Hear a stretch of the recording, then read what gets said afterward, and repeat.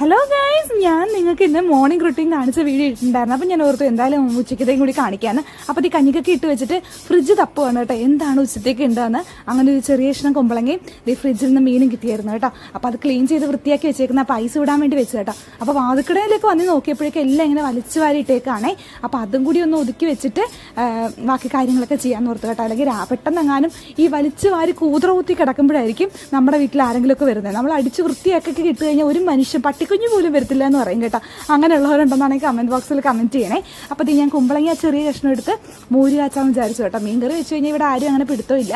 അപ്പോൾ മീൻ വറുത്ത് കഴിഞ്ഞാലേ കഴിക്കുള്ളൂ കേട്ടോ. അപ്പോൾ ഞാൻ ഈ കുമ്പളങ്ങയൊക്കെ നന്നാക്കുന്നതാണ് നിങ്ങൾ കാണുന്നത്. അപ്പോൾ ഞാൻ ഓർത്ത് ഈ മിനി വ്ലോഗുമായിട്ട് അങ്ങോട്ട് മുമ്പോട്ട് പോയാൽ എന്താ നിങ്ങളുടെ അഭിപ്രായം നിങ്ങൾ കമൻറ്റിൽ രേഖപ്പെടുത്തണം കേട്ടോ. അപ്പോൾ ദേ ഞാൻ മീനൊക്കെ എടുത്ത് ഐസൊക്കെ കളഞ്ഞ് നമ്മുടെ കുമ്പളങ്ങ ഡീറ്റെയിൽസ് ആയിട്ട് കുക്കിംഗ് വ്ലോഗ് ഒന്നും കാണിക്കുന്നില്ല കേട്ടോ. ഇത് എൻ്റെ അമ്മായിമ്മ പറഞ്ഞ കൊനഷ്ട് പണിയാണ്. ഇങ്ങനെ തേങ്ങ കൊത്തി വേഗം എടുക്കും കേട്ടോ. അപ്പോൾ നമുക്കിങ്ങനെ ചിരണ്ടാനൊക്കെ പണി ഉണ്ടാവില്ല കേട്ടോ. അത് അമ്മായിമ്മയുടെ എളുപ്പപ്പണിയാണ് കേട്ടോ. അപ്പോൾ ഇത് മീനൊക്കെ എടുത്ത് വെച്ച് വൃത്തിയാക്കി കഴുകി വെച്ചു. നമുക്കൊരു ചെമ്മീനുണ്ടായിരുന്നു കേട്ടോ. നമ്മുടെ കുട്ടൻ ചേട്ടായിക്ക് അപ്പാപ്പം കൊടുത്തു വിട്ടാണേ.